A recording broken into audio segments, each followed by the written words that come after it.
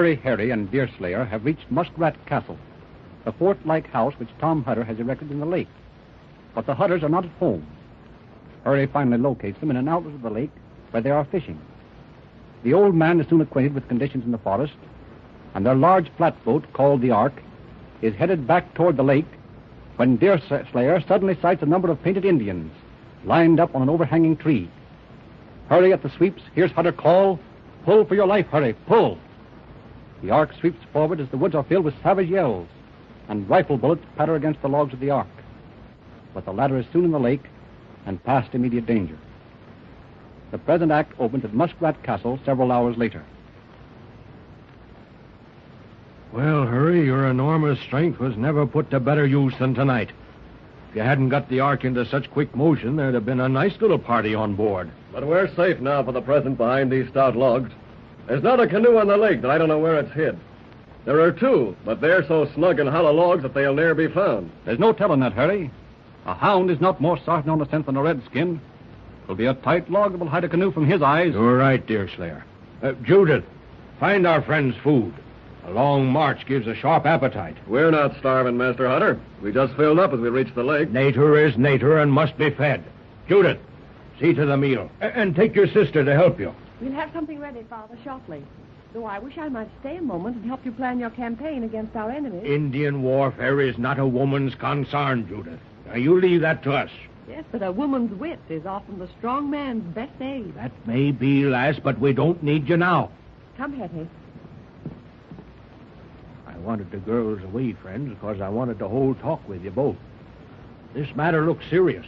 Your ideas will greatly relieve my mind. It's my notion, old Tom, that you and your Hudson traps are in desperate jeopardy. Yes, and I have children. Good girls, too, I say, if I am their father. And one of them hasn't a equal on the frontier for good looks. May I depend on you, Deerslayer, to stand by me and my daughters? That you may, Floating Tom.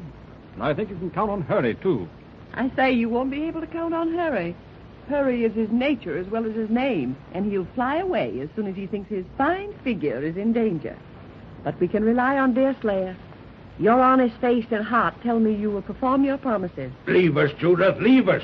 And don't return until you bring venison and fish. The foolish girl's been spoiled by the flattery of the officers. Don't think any harm of her silly words, Hurry. I scarce know Judith any longer. I'll soon take to admiring her sister. Then you're coming to your right senses, Hurry. Hetty'd make a much safer companion than Judy. No man need want a safer wife than Hetty, though I'll not answer for her being the most rational. But Deerslayer's right, Tom. I'll not desert you. But let's get to a business of another sort. You know that high prices are offered for scalps on both sides? Yes, I know that. It isn't right, perhaps, to take gold for human blood. Yet, when mankind is busy killing one another, there can be no great harm in adding a little bit of skin to the plunder. What's your sentiments, Harry, touching this point? You make a mistake, old man, in calling savage blood human blood.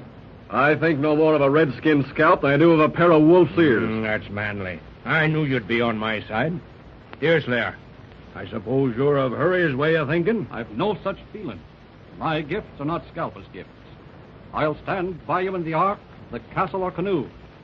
But I'll not unhumanize my nature by falling into ways that God intended for another race. Harry, that's a lesson you might learn and practice to advantage. Move further off, Judy. Now, no more of this. We're bound to talk of matters unfit for a woman to listen to. Hurry, the young man's entitled to his belief. We can leave the children in his care. There's a large party of these savages on the shore, but they may be hunters who've been out so long they haven't heard of the War of the Bounty. In which case, why was their first salute an attempt to cut our throats? We don't know that their design was so bloody. It's natural and easy for an Indian to fall into ambushes. I saw the Mingoes, and they were in their war paint. They're on the trail of mortal men, and not deer. Oh, I didn't see the paint. If Deerslayer says it was paint, then paint it was. Yeah, but I saw the print of women's moccasins. Would they have women with them if they were on the warpath? It may be that the warriors have come out to call in their women and children, to get in an early blow.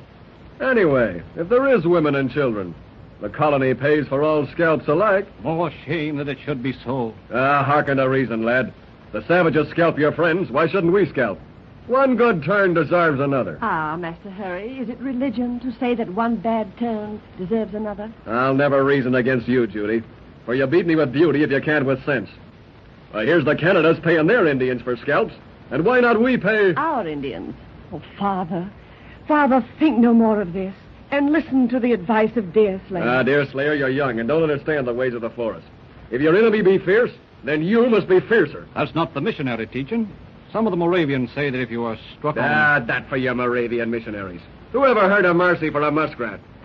Where's your tinder, Tom? Let's have a light. Yeah, hold hard, Harry. We want no lights tonight. May prove a beacon to our enemies. Well, we ought to be safe enough here in the castle. On open daylight, I shouldn't fear a host of savages. What with 3 or 4 trusty weapons, and killdeer in particular. But it's different at night. A canoe might get on us unseen. But the enemy has no canoe, Tom. You know that.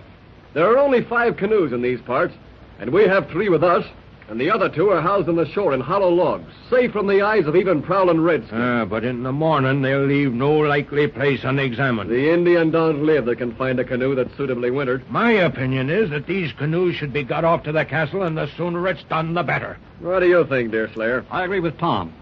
And I'll follow you, Hutter, even into the Mingo camp on such an honor. Well, I don't expect you'll prove much of a warrior, Deerslayer. Though your equal with bucks don't exist in all these parts. We'll see, Harry. We'll see. At any rate, you can use a paddle, and that's all we'll ask of you tonight. I think we'd better take to a canoe and do instead of talking. The decision is the right one.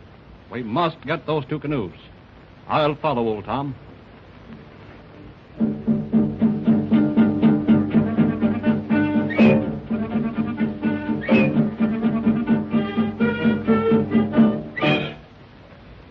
Lay on your paddles, men, and look about for a moment.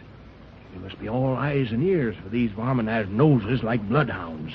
There'll be signs of a campfire if they've stopped near this bank. Or at least there should be smell of wood smoke.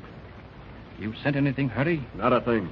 Unless I be mistaken, the first canoe lies about 50 yards west. There's a piece of gravel beast just ahead. Pull up there and we'll reconnoiter a bit. You stay with the bark, Deerslayer, while Hurry and me look about. It's quiet as death. If they're about here, they certainly are giving us no warning. Is that the log just below you there? This is it. Here in this linden. Hand me the paddles first, and then draw the boat out with care. The wretches may have left it for a bait after all. Keep your rifle handy. If they attack, we want to unload the piece at them at least. All right. Now move slow when you get your load. Ready? All safe, Deerslayer. 1 boat less for the enemy. We'll just tow this out about 100 yards, and the breeze will send it toward the castle. Where's the other one hidden? It's down where Hurry tried to shoot his deer this afternoon. We'll have to be more careful now, for we're certainly entering enemy country. This one will be harder to get off, because it's farther up the bank and it's in a tangle of dead wood. We'll have to swing it up on the branches of low elm and drop the canoe to you from above, Deerslayer.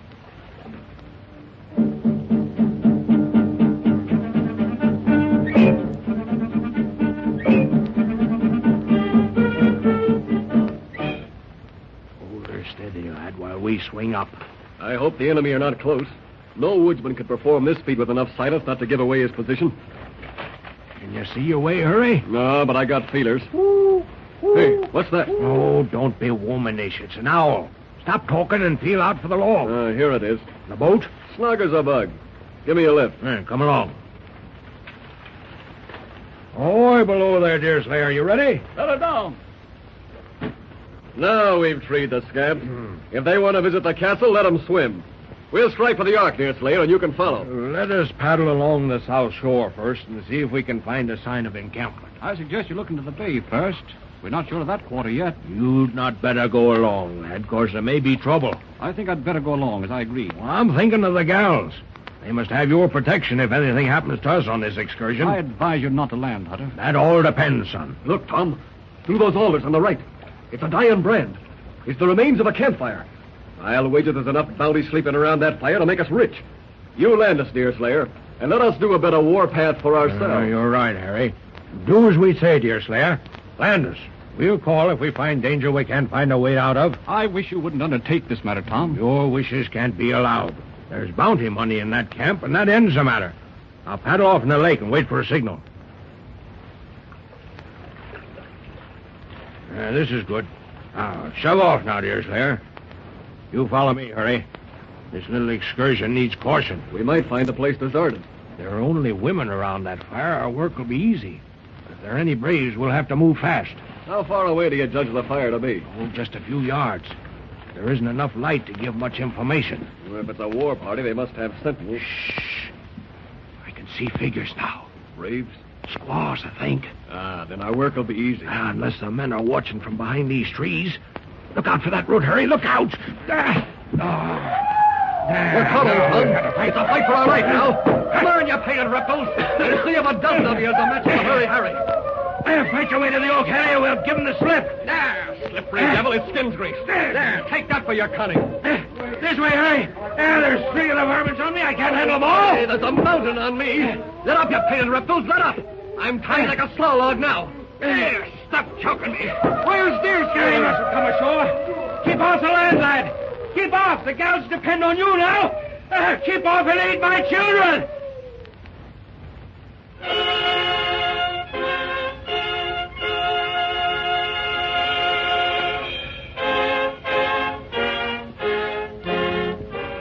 You've just heard another episode of The Deerslayer, dramatized and directed by Charles Frederick Lindsley.